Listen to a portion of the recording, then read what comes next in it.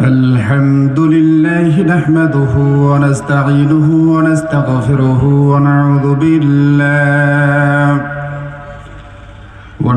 بالله من شرور أنفسنا ومن سيئات أعمالنا من يهدي الله فلا مضل له ومن يضلله فلا هادي له ونشهد أن لا إله إلا الله وحده لا شريك له ونشهد أن سيدنا وسندنا وحبيبنا وحبيب الراحنا محمدا عبده ورسوله الذي أرسله بالحق بشيرا ونذيرا وداعيا إلى الله بإذنه وسراجا منيرا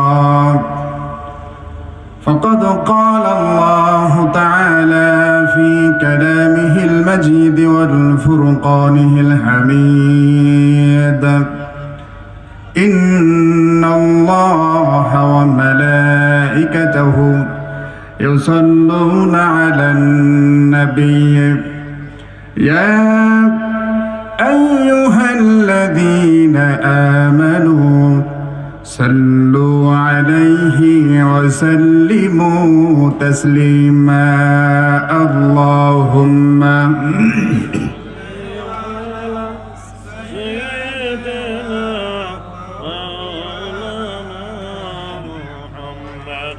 وعلى آل سيدنا رسولنا محمد চিন্তা করে দেখো রে মন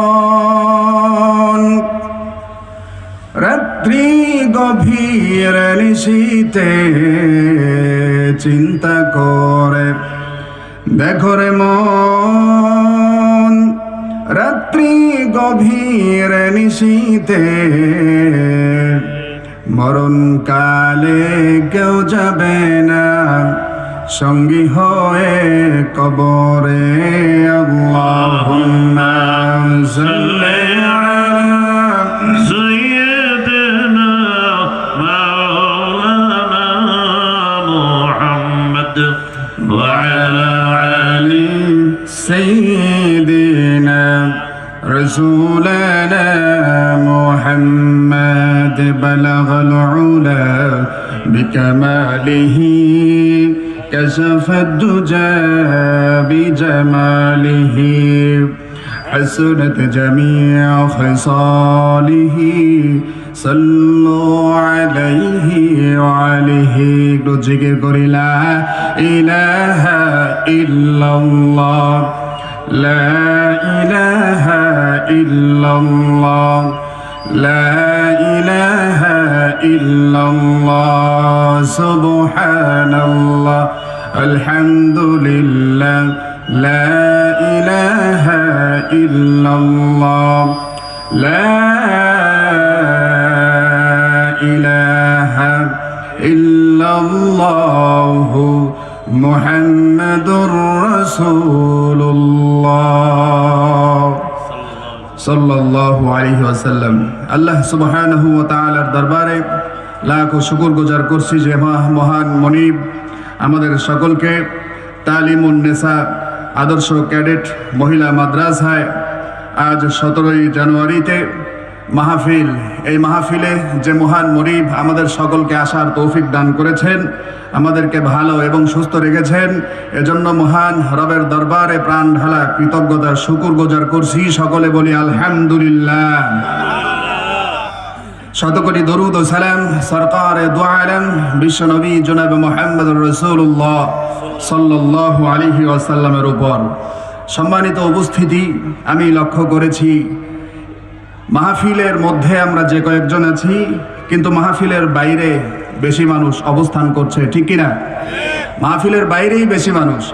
মাহফিলের প্যান্ডেলের ভিতরে যারাই আছি কিন্তু মাহফিলের বাহিরে দোকানপাটে রাস্তাঘাটে বিশেষ করে মাহফিল হলেই তো মেলা শুরু হয়ে যায়, ঠিক কিনা?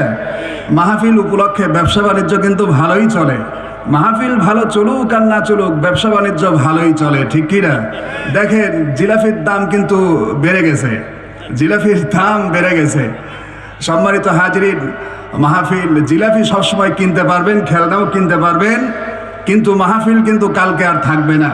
আজকের এই মাহফিলটা আল্লাহর হাবিব বলেন মাজালিসুল ইলম হিয়া রাউদাতুম মিন রিয়াদিল জান্নাহ, যেখানে দ্বীনের আলোচনা করা হয়, দ্বীনের মাজলিসটা ওটা আল্লাহ তাআলা জান্নাতের বাগানে পরিণত করে দেন। জোরে বলি সুবহানাল্লাহ। আজকের এই মাহফিলটা, এই মুহূর্তটা জান্নাতের বাগানে পরিণত হয়ে গেছে। জোরে বলি সুবহানাল্লাহ। সুতরাং এই মাহফিলের প্যান্ডেলে আমরা যারাই আসতে পেরেছি আমরা খুশি না বেজার? আপনারা কি বেজার? না, আমরা সকলেই খুশি, ঠিক কিনা? যারা আসতে পারে নাই আল্লাহ তাআলা তাদেরকে আসার তৌফিক দান করুক। তার কারণ হলো দুনিয়ার জীবনে যারা জান্নাতের বাগানে বেশি সময় ব্যয় করবে, বেশি বেশি বসবে, মসজিদে সময় দেবে, আল্লাহ তাআলা হাসরের দিন তাদেরকে বিনা হিসাবে জান্নাতে বসার তৌফিক দান করে দেবেন। জোরে বলি সুবহানাল্লাহ। সুতরাং আমরাই জয়ী, আমরাই ভাগ্যবান, কারণ আমরা এখন জান্নাতের বাগানের মধ্যে এসেছি, ঠিক কিনা? আর তোমরা যারা বাগানের বাহিরে আছো, আমি আহ্বান করছি যুবক ভাইয়েরা, আমার এলাকাবাসী যুবক ভাইয়েরা এবং বৃদ্ধ বাবাজিরা যেনারা আছেন, আপনারা বিলম্ব না করে দ্রুততার সাথে মাহফিলের প্যান্ডেলে চলে আসেন। তার কারণ হলো এই মাহফিল হাসরের কঠিন মুসিবতের দিন এই জমিন আপনার পক্ষে সাক্ষ্য দেবে, ঠিক কিনা? জমিন আপনার পক্ষে সাক্ষ্য দেবে। আপনি কোরআনের পক্ষে থাকবেন, মাহফিলের পক্ষে থাকবেন, আলেমের পক্ষে থাকবেন, মাদ্রাসার পক্ষে থাকবেন, তালিবুল ইলমের পক্ষে থাকবেন। হাসরের দিন আলেমদের সাথে, নবীদের সাথে আপনার হাসর নাসর হয়ে যাবে। জোরে বলি সুবহানাল্লাহ। কোরআনের বিপক্ষে যাবেন, মাহফিলের বিপক্ষে যাবেন, হাদিসের বিপক্ষে যাবেন, আপনি আস্তে আস্তে এভাবে করে আপনাকে শয়তান গুমরা করে দেবে, ঠিক কিনা? শয়তান গুমরা করে দেবে। কোরআনের মাহফিল দিন কায়েমের জন্য, কোরআন প্রতিষ্ঠার জন্য আয়োজিত হয়েছে। জোরে বলি সুবহানাল্লাহ। সম্মানিত হাজিরিন, সুতরাং সম্মানিত যুবক ভাইয়েরা, আপনারা তো আমার আলোচনা প্রতি জুমাই শুনে থাকেন। আজকে খুব বেশি সময় আলোচনা করব না। বড় বড় হক্কানি আলেমগণ দূর দূরান্ত থেকে আসবেন, আপনারা তাদের গুরুত্বপূর্ণ নসিহাতগুলো শুনবেন। আমি শুধুমাত্র আপনাদেরকে আহ্বান করার জন্য এসেছি, আপনারা এদিক ওদিকে বিলম্ব না করে, দোকানপাট রাস্তাঘাটে সময় নষ্ট না করে মাহফিলের প্যান্ডেলে চলে আসেন। কারণ হলো দোকানপাট রাস্তাঘাটে সারাটা জীবন ব্যয় করতে পারবেন, মাহফিলের প্যান্ডেলে সময় যদি ব্যয় করেন তাহলে হয়তোবা এই সময়টুকুন আল্লাহ তাআলার কাছে যদি আপনার জন্য পছন্দ হয়ে যায়, এই সময়টাই আপনার জন্য নাজাতের ওসিলা হয়ে যাবে। জোরে বলি সুবহানাল্লাহ। সম্মানিত হাজিরিন, আমাদের সকলকেই আল্লাহ সুবহানাহু ওয়া তাআলার কৃতজ্ঞতা আদায় করতে হবে। তার কারণ হলো আমরা যারা মাহফিলের প্যান্ডেলে চলে এসেছি, আমরা যারা সুস্থ আছি, তারা তো অবশ্যই আল্লাহর কৃতজ্ঞ। আমরা কৃতজ্ঞতা প্রকাশ করব, কারণ এই মুহূর্তে আল্লাহ তাআলা আমাদেরকে ইচ্ছা করলে মাহফিলের প্যান্ডেলের বাইরেও রাখতে পারতেন, ঠিক কিনা? কিন্তু মাহফিলের প্যান্ডেলের বাইরে রাখেন নাই। আল্লাহ তাআলা আমাদেরকে মাহফিলের প্যান্ডেলে আসার তৌফিক দান করেছেন। আল্লাহ তাআলা আমাদেরকে হসপিটালে রাখে নাই। আল্লাহ তাআলা আমাদেরকে বাগানের চিপায় চাপায় রাখে নাই। বিভিন্ন নেশা, বিভিন্ন তাস খেলা, বিভিন্ন খেলা হাবিজাবি কাজে আমাদেরকে নষ্ট করেন নাই। আমাদেরকে পছন্দ করেছেন, যাচাই করেছেন, বাছাই করে মাহফিলের প্যান্ডেলে নিয়ে এসেছেন। জোরে বলি সুবহানাল্লাহ। আর বিশেষ করে মোবারকবাদ জানাচ্ছি তালিমুন নেসা আদর্শ মহিলা ক্যাডেট মহিলা মাদ্রাসা, মোবারকবাদ জানাচ্ছি। এই মাদ্রাসার কারণেই আজকে মহল্লায় এত সুন্দর জান্নাতের বাগানের আয়োজন হয়েছে, ঠিক কিনা? এই মাদ্রাসা যদি না থাকতো তাহলে কি এই সুন্দর আয়োজন হতো না? আমরা আগে দেখেছি রাস্তার কোনায় কোনায় মোড়ে মোড়ে খালি বাউল গান, গাজির গান, অমক গান, তমক গান, গানের আর অভাব নাই, ঠিক কিনা? এক শ্রেণী গান করে যায় আর এক শ্রেণী মিলাদ পড়ে যায়, আছেন এরকম ছিল। এত কিছু হয়েছে তো আলহামদুলিল্লাহ। এই কালিয়া করে এখন ইসলামের জোয়ার শুরু হয়েছে, ঠিক কিনা? বাংলাদেশে যত মাহফিল হয়, প্রত্যেকটা জেলা উপজেলায় যতগুলো মাহফিল হয়, তার ভিতরে কালিয়াকৈর উপজেলায় সব থেকে বেশি মাহফিল হয়। জোরে বলি আলহামদুলিল্লাহ। তাহলে কি এটা ইসলামের জোয়ার না? এটা কালিয়াকৈর বাসীর জন্য একটা রহমত। জোরে বলি আলহামদুলিল্লাহ। প্রত্যেকটা দিন মাহফিল আছে, তাও 2-4টা করে থাকেই প্রত্যেকটা দিন কালিয়া করে, আলহামদুলিল্লাহ। আমার পাশে বসা আছেন আমার প্রিয় ভাই মাওলানা হযরত মাওলানা শুকুর সাহেব শরীচালা বাড়ি, আলহামদুলিল্লাহ। উনি দিনের খেদমতে উনি সারাটা জীবন ব্যয় করেছেন। উনিও জানেন যে আসলেই আমি যা বলছি সব সত্য, ঠিক কিনা হযরত? সম্মানিত হাজরিন, সুতরাং আপনারা বিলম্ব না করে মাহফিলের প্যান্ডেলে চলে আসেন। আল্লাহ সুবহানাহু ওয়া তাআলা কালামে পাকের ভিতরে ঘোষণা করছেন, ইয়া আইয়ুহাল্লাযীনা আমানুত্তাকুল্লাহা হাক্কা তুকাতিহি ওয়া লা তামুতুন্না ইল্লা ওয়া আনতুম মুসলিমুন। আল্লাহ তাআলা রব্বুল আলামিন বলেন, হে ঈমানদার মুমিন মুত্তাকিন, তোমরা আমি আল্লাহ সুবহানাহু ওয়া তাআলাকে ভয় করো। ভয় শুধু করলেই হবে না, ভয় করার মতো আল্লাহকে ভয় করতে হবে। আজকে তুমি পুলিশকে ভয় পাও, সেনাবাহিনীকে ভয় পাও, বিদ্যুৎকে ভয় পাও, আগুনকে ভয় পাও, পানিকে ভয় পাও, অথচ যে রব এইগুলো সৃষ্টি করেছেন সেই রবকেও এতটা ভয় পাও না, ঠিক কি না?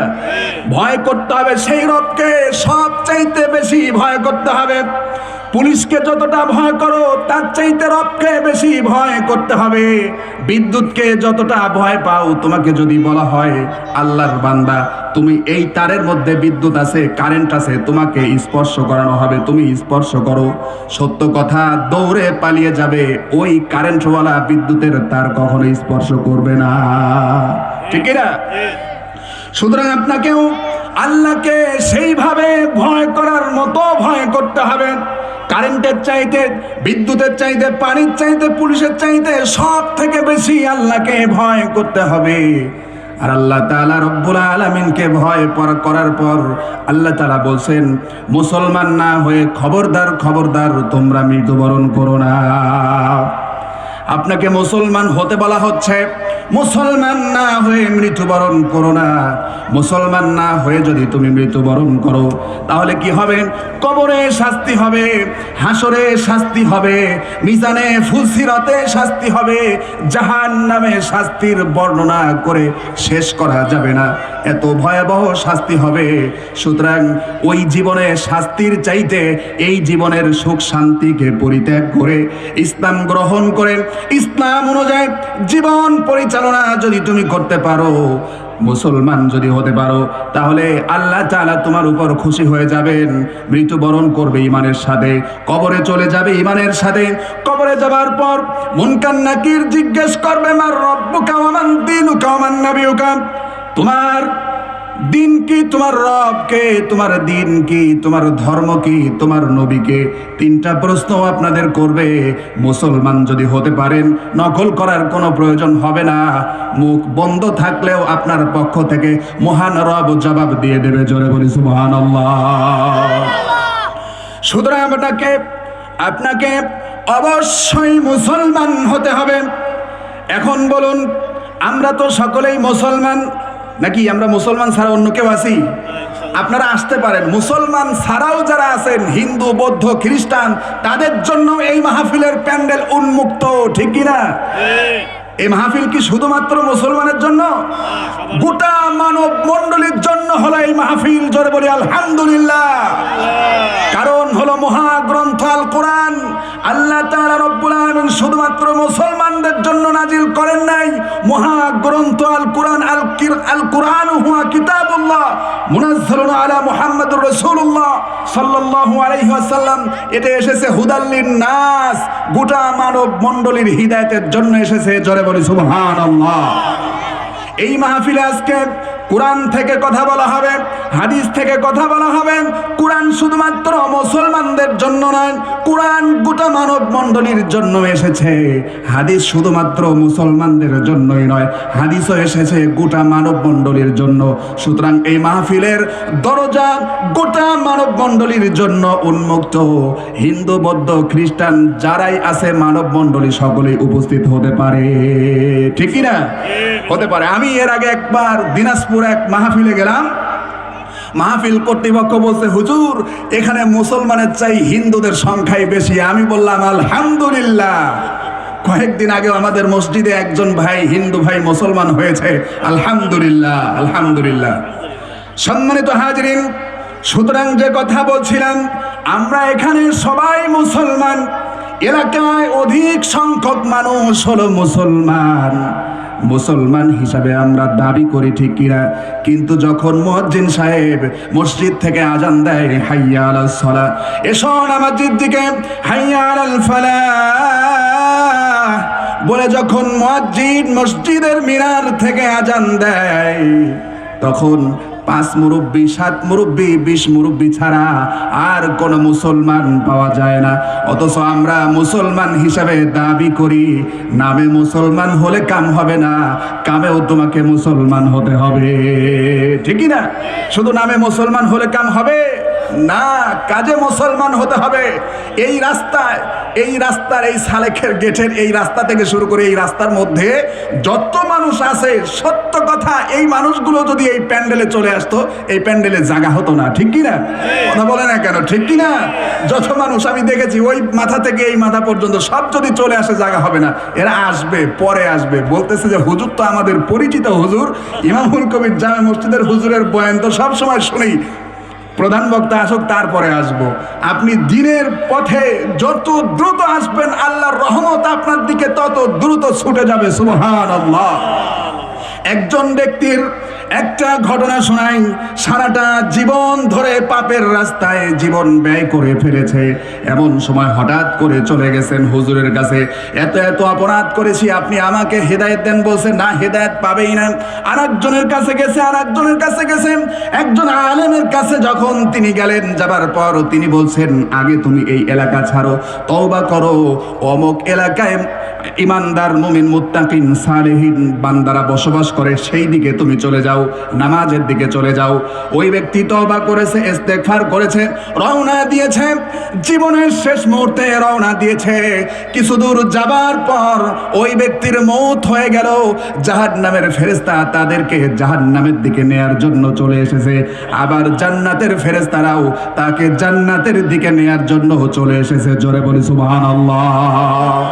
কার হায়াত কখন শেষ হয়ে যায় আমরা কেউ বলতে পারি না, পারি কি? কার হায়াত কখন শেষ হয়ে যায় আমরা কেউ বলতে পারি না। কারণ আল্লাহ তাআলা রব্বুল আলামিন তিনি জানেন বান্দার রিজিক কোথায় শেষ হয়ে যাবে, তিনি জানেন বান্দার হায়াত কোথায় শেষ হয়ে যাবে, এটা জানেন একমাত্র আল্লাহ তাআলা রব্বুল আলামিন। সুতরাং আপনি কতক্ষণ বেঁচে থাকবেন আপনি নিজেও জানেন না। এই তো গতকালকেও একজন যুবক মানুষ হঠাৎ করে হার্ট অ্যাটাক করে মারা গেল। বর্তমান প্রেক্ষাপটে হার্ট অ্যাটাকের অসুস্থতাই তো বেশি, ঠিক কি না? হার্ট অ্যাটাকের অসুস্থতাই বেশি। কে কখন মারা যায় আসার একটা সিরিয়াল আছে, কিন্তু যাবার সিরিয়াল নাই। আল্লাহ তাআলা রব্বুল আলামিন কালামে পাকের ভিতরে বলেন, আইনামা তাকুনু ইউদরিকুমুল মাউতু ওয়ালাউ কুনতুম ফি বুরুজিম মুশাইয়াদা। আল্লাহ বলেন, তোমরা যদি সুদূর দুর্গের মধ্যেও মৃত্যু থেকে পালায়ন করেও যদি অবস্থান করো, মৃত্যু তোমাদের পাকড়াও করেই ফেলবে, সেখানেও পৌঁছে যাবে। এজন্যই কবি বলেন, মওত থেকে যতই পালাও মওত তোমায় লইবে ঘিরি, যদিও সুদূর আকাশ পানে লুকাও সেথায় লাগিয়ে সিঁড়ি। ঠিক কি না? মওত আপনাকে পাকড়াও করেই ছাড়বে, মওতের হাত থেকে বাঁচবেন না। ওই যে কথা বলছিলাম, কখন কার মওত চলে আসবে কেউ জানি না। দিনের পথে যত দ্রুত আসা যায় ততই আপনার জন্য মঙ্গল হবে, আপনার জন্য কল্যাণ হবে। ওই যে ব্যক্তি মারা গেছে, জাহান্নামী ফেরেশতারা জাহান্নামে নিয়ে যাওয়ার জন্য চলে এসেছে, জান্নাতি ফেরেশতারা এসেছে জান্নাতে নেয়ার জন্য। এমন সময় দুই দলের ফেরেশতা সামনাসামনি এসে দাঁড়িয়ে গেছে।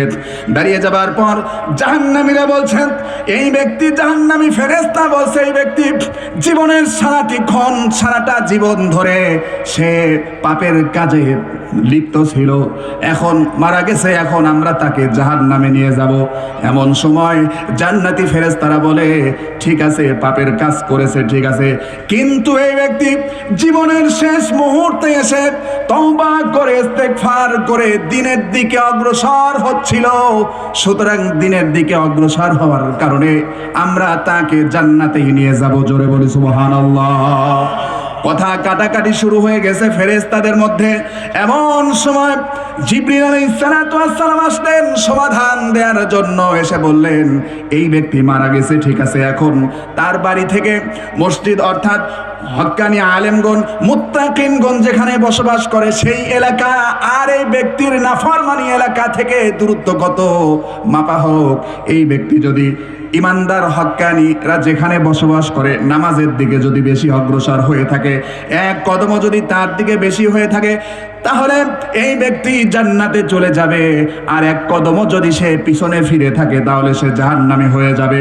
শেষ পর্যন্ত মাপা হলো, মাপার পর দেখা গেল একটা কদম, শুধুমাত্র একটা কদম তিনি অগ্রসর হয়েছেন বেশি, এর কারণে জান্নাতি হয়ে গেলেন। জান্নাতি ফেরেশতারা তাকে জান্নাতে নিয়ে গেলেন। জোরে বলি সুবহানাল্লাহ। সুতরাং বাহিরে থেকো না, চলে আসো যুবক ভাইরা। আজকের এই মাহফিল গুরুত্বপূর্ণ মাহফিল। এই মাহফিল থেকে আমরা হেদায়েত গ্রহণ করব। এই যে কিছুক্ষণ পূর্বেই যিনি আলোচনা করলেন এবং এশার নামাজের পূর্ব মুহূর্তেও আলোচনা করেছেন এলাকার কৃতি সন্তান শ্রদ্ধেয় ভাই মৌলভী ওমর ফারুক, সুন্দর কথাগুলো বলে গেছেন, কিন্তু শোনার লোক ছিল না, ঠিক কিনা? গুরুত্বপূর্ণ কথাগুলো বলেছেন ওমর ফারুক, মৌলভী ওমর ফারুক। আলহামদুলিল্লাহ, অনেক সুন্দর কথা বলে গেছেন। হক কথাগুলো একটু তিতা হয় আর উনি একটু ওইভাবেই বলে। আলহামদুলিল্লাহ, সাহস আছে। আমাদের শুকুর ভাই বলতেছেন সাহস আছে। আসলেই অনেক মাহফিল করে বিভিন্ন জায়গায়, সাহস আছে। আবার বিশেষ করে আমাদের মুয়াজ্জিন সাহেব সাফায়েতুল্লাহ, আলহামদুলিল্লাহ, খুব ভালো মাদ্রাসা করেছেন আপনাদের খেদমতে, আপনাদের সন্তানদেরকে পড়াচ্ছেন, দ্বীনি ইলমগুলো শিক্ষা দিচ্ছেন। আল্লাহর হাবিব বলেন, খায়রুকুম মান তাআল্লামাল কুরআনা ওয়া আল্লামাহ, তোমাদের মধ্যে তো সেই সবথেকে উত্তম যে কোরআন শিখে এবং কোরআন শিখায়। জোরে বলি আলহামদুলিল্লাহ। কোরআন আপনারা শিখবেন এবং আপনারা আপনাদের বাচ্চাদেরকে শিখাবেন। আজকে আপনার বাচ্চারা এখানে পড়ালেখা করছে, কোরআন শিখছে। আপনি যখন মারা যাবেন তখন আপনার এই বাচ্চা চোখের পানি ছেড়ে দিয়ে বলবে, রব্বির হামহুমা কামা রব্বায়ানি সগীরা। আল্লাহ তাআলা, আমার পিতামাতা আমাকে কোরআন শিখিয়েছে, ছোটবেলায় আমাকে যেভাবে লালন পালন করেছে, মাবুদ তুমি আমার পিতামাতাকেও এইভাবে লালন পালন করিও, ঠিক কিনা? আর আপনি অন্য জায়গায় পড়াবেন, আপনার কবরের দিকে মানে যে উসট খেয়ে পড়ে, অর্থাৎ ধাক্কা খেয়েও কোনোদিন পড়বে না, ওই দিক মনেই করবে না। আর মারা গেলে কবর তো দেয় একেবারে জঙ্গলের মধ্যে, যাতে জীবনে আর ওইদিকে জিয়ারতও করতে না যাওয়া লাগে, ঠিক কি না? এমন জায়গায় কবর দেয় যে ওই জায়গায় আর মানুষ জিয়ারত করতেও যায় না, পিতা মাতার কবর হোক আর যার কবরই হোক। সম্মানিত হাজিরিন, সুতরাং আপনি চলে যাবেন এই দুনিয়া থেকে, অবশ্যই আপনি চলে যাবেন।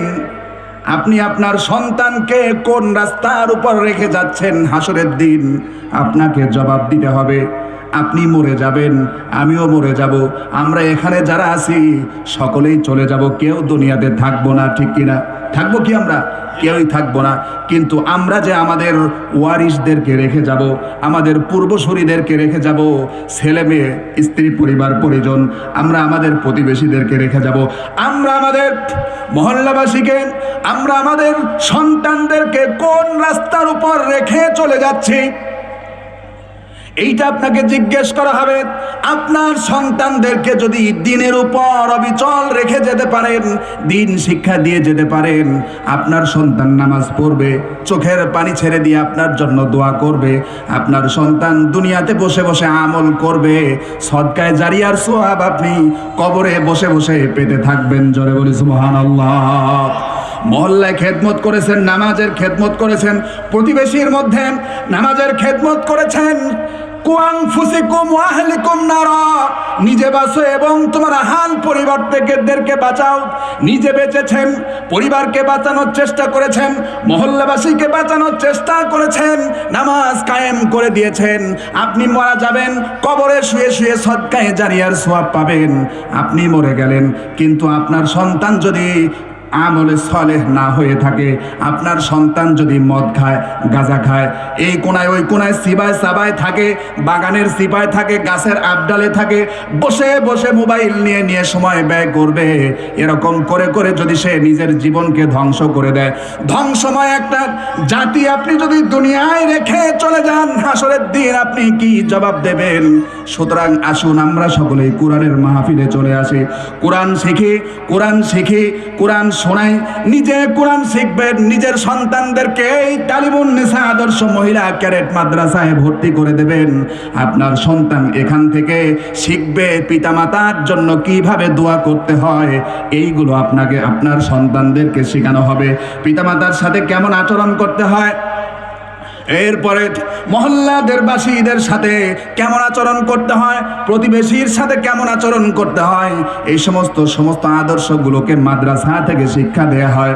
ভালো করে খেয়াল করুন, প্রমাণস্বরূপ দেখুন, আল্লাহর কসম, বাংলাদেশ স্বাধীনের পরের থেকে মাদ্রাসা যদি আপনি তালাশ করেন, মাদ্রাসার কোনো ছাত্র কোনো শিক্ষকের সাথে কোনোদিন নাফরমানি করে নাই, কিন্তু স্কুলের বহু ছাত্র শিক্ষকদেরকে অপমানিত, লাঞ্ছিত, হত্যা পর্যন্ত করেছে। ঠিক কি না করেছে? হ্যাঁ, এই যে বঙ্গবন্ধুর স্কুলের ছাত্ররা নাকি স্যারকে পিটাইছে, যেমন স্যার তেমন ছাত্র, স্যারও ল্যাংটা, ছাত্ররাও ল্যাংটা। কথা বলে না কেন? কারণ তাদের তো কোনো আদব কায়দা আখলাক শিক্ষা দেয় নাই। ওই যে কয়েকদিন আগে দেখলাম স্যার, সে তার ছাত্রীদের নিয়ে স্টেজের উপরে নাচানাচি করতেছে। তাহলে ওরা যেমন, ওদের আচার আচরণও তেমন, ওরা যেমন ফল, যেমন বৃক্ষরোপণ করে তেমনই ফল পায়। ঠিক কিনা? আর মাদ্রাসার হাক্কানি হুজুরেরা, আলেমেরা এবং মাদ্রাসার অভিভাবকগণ, সন্তানদের অভিভাবকগণ যেমন চারা গাছ বৃক্ষ রোপণ করে, তেমন সুমিষ্ট ফল ভক্ষণ করে। ঠিক কিনা? সম্মানিত হাজিরিন, অল্প সময়ের মধ্যে আপনাকে এই মাহফিলের দিকে আহ্বান করছি। আপনাকে সম্মানিত হাজিরিন চলে যেতে হবে দুনিয়া ছেড়ে, কোনো সন্দেহ নাই। সুতরাং কোরআনের পথে চলে আসতে হবে, দ্বীনের পথে থাকতে হবে, কোরআনের রঙে নিজেকে রঙিন করতে হবে।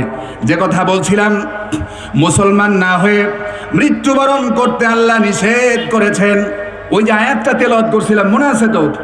আল্লাহ তাআলা বলেন, ইয়া আইয়ুহাল্লাযীনা আমানুত্তাকুল্লাহা হাক্কা তুকাতিহি ওয়া লা তামুতুন্না ইল্লা ওয়া আনতুম মুসলিমুন। আল্লাহ বলেন, আমাকে ভয় করার মতো ভয় করো হে ঈমানদার মুমিন মুত্তাকিনগণ, আমাকে ভয় করার মতো ভয় করো, আর খবরদার মুসলমান না হয়ে মৃত্যুবরণ করো না। আজকে আমরা নামে মুসলমান, কামে নাই। ওই যে নামাজের কথা বললাম, নামাজের সময় 5 মুরব্বি 7 মুরব্বি ছাড়া আর নামাজে মুরব্বি পাওয়া যায় না, অথচ আমরা মুসলমান হিসাবে দাবি করি। সম্মানিত হাজরিন, মুসলমান হিসাবে শুধু দাবি করলে কোনো লাভ হবে না। ইতিপূর্বে বহু জায়গায় আলোচনা করেছি, আপনাকে কোরআনের রঙে নিজেকে রাঙাতে হবে, আপনাকে ইসলামের রঙে নিজেকে রাঙাতে হবে। আপনার জীবনের জন্ম থেকে শুরু করে মৃত্যু পর্যন্ত সর্ব অবস্থায়, সর্ব জায়গায় একমাত্র হুকুম পালন করতে হবে, একমাত্র আল্লাহ তাআলা রব্বুল আলামিনের। ঠিক কি না? সর্ব অবস্থায় আল্লাহর হুকুম পালন করতে হবে। আল্লাহর হুকুম পালন করো না আর তুমি বলো আমি আল্লাহর বান্দা, আল্লাহর গোলাম। তুমি নিজেকে দাবি করছো আমি আল্লাহর বান্দা, আল্লাহর গোলাম, অথচ আল্লাহ তোমাকে যে সমস্ত কাজ দিয়েছেন তার বাড়ির কাজ দিয়েও যাও না। ঠিক আছে না? অসংখ্য মানুষ আছে নামাজ এক ওয়াক্তও পড়ে না, আবার অনেক কথা বলে থাকে নামাজ না পড়লেও নাকি তারা নাকি জান্নাতে যাবে। জোরে বলি না আউযুবিল্লাহ। যারা এই কথা বলে থাকো, তুমি যে ঈমান এনেছো রাসূলের উপর, খেয়াল করে দেখো তোমার রাসূল কি জীবনে কোনোদিন এক ওয়াক্ত নামাজ ছেড়ে দিয়েছে কিনা? রাসূল কি নামাজ ছেড়েছেন কখনো? না, নামাজ ছেড়ে নাই।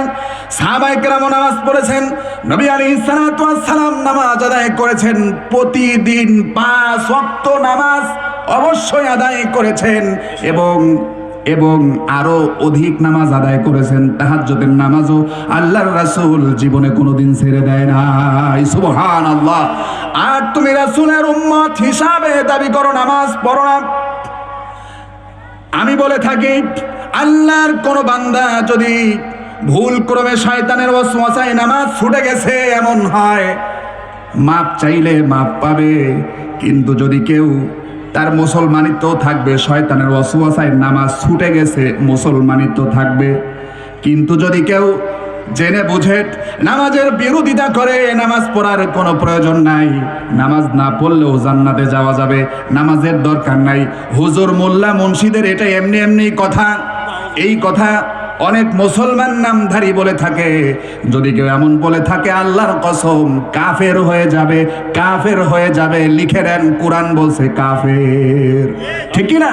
নাউযুবিল্লাহ, নাউযুবিল্লাহ। আল্লাহর রাসূল বলেন, মান তারাকাস সালাতা মুতাআম্মিদান ফাকাদ কাফারা।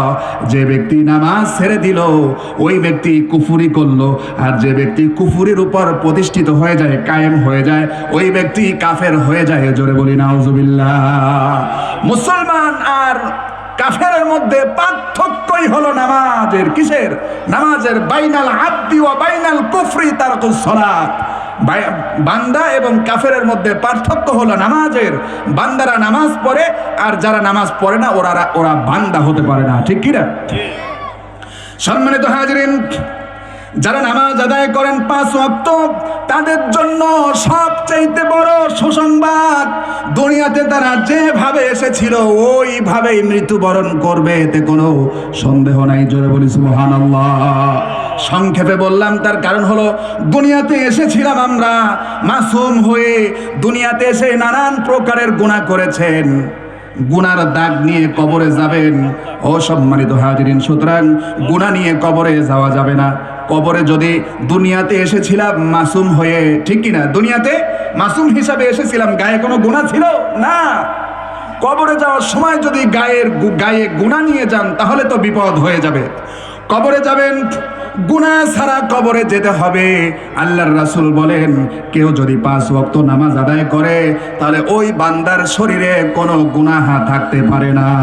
সুবহানাল্লাহ, সুবহানাল্লাহ। রাসূল বলছেন, আল্লাহর কোন বান্দা যদি প্রতিদিন 5 ওয়াক্ত নামাজ আদায় করে, 5 ওয়াক্ত নামাজ আদায় করবে, 5 ওয়াক্ত নামাজ আদায় করলে কি হবে? তোমাদের বাড়ির পাশে যদি একটা পুকুর থাকে, ওই পুকুরে যদি তুমি প্রতিদিন 5 বার গোসল দাও, তাহলে তোমার গায়ে যেমন কোনো ময়লা আবর্জনা থাকবে না, অনুরূপভাবে 5 ওয়াক্ত নামাজ যদি আদায় করো, ইস্তেগফার করো, তাহলে তোমার গায়েও কোনো গুনাহ থাকবে না। জোরে বলি সুবহানাল্লাহ।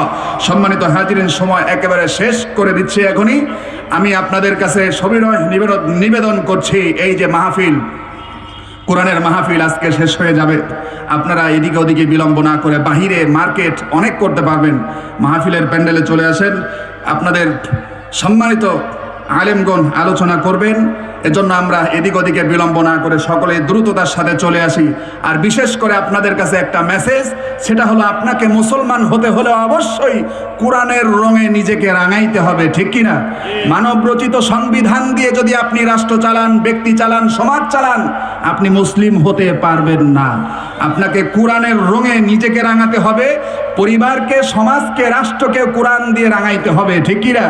আপনি মুসলিম হিসেবে দাবি করেন, আর ইসলামের রীতিনীতি আপনার কাছে পছন্দ হয় না, কোরআনের বিধান আইন পছন্দ হয় না, মানব রচিত সংবিধান দিয়ে ব্যক্তিকে চালাতে চান, সমাজকে চালান, এমনকি রাষ্ট্রকে মানব রচিত সংবিধান দিয়ে চালাবেন, আল্লাহর কসম আপনার মুসলমানিত্ব থাকবে না। আপনাকে আসতে হবে কোরআনের কাছে, কোরআন দিয়ে পরিবার, ব্যক্তি জীবন, পারিবারিক জীবন, রাষ্ট্রীয় জীবন চালাতে হবে। যদি চালাইতে পারেন তাহলেই আপনি মুসলিম হবেন। কারণ এই দিক নির্দেশনা নিয়েই আমার রাসূল এসেছিলেন। রাসূলের আদর্শের অনুসারী হতে হবে। অমক বাবা, তমক বাবা, ভণ্ড বাবা, ল্যাংটা বাবা আছে না, এগুলো বাবায় বাবা, চিপায় বাবা, ইয়া বাবা আছে না? ভুল বললাম?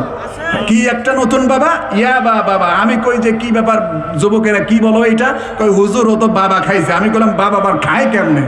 পরে কয় কি হুজুর এটা সেই বাবা না, এটা হলো ইয়া বাবা। হুজুরে বলি নাউজুবিল্লাহ। আল্লাহ সুবহানাহু ওয়া তাআলা এই সমস্ত বাবা থেকে আমাদেরকে হেফাজত করে ইহদিনাস সিরাতাল মুস্তাকিমের পথ অনুসরণ করার তৌফিক দান করুক। সকলে বলি আমিন। ওয়া আখিরি দাওয়ানা আলহামদুলিল্লাহি রাব্বিল আলামিন। আসসালামু আলাইকুম ওয়া রাহমাতুল্লাহি তাআলা ওয়া বারাকাতুহু।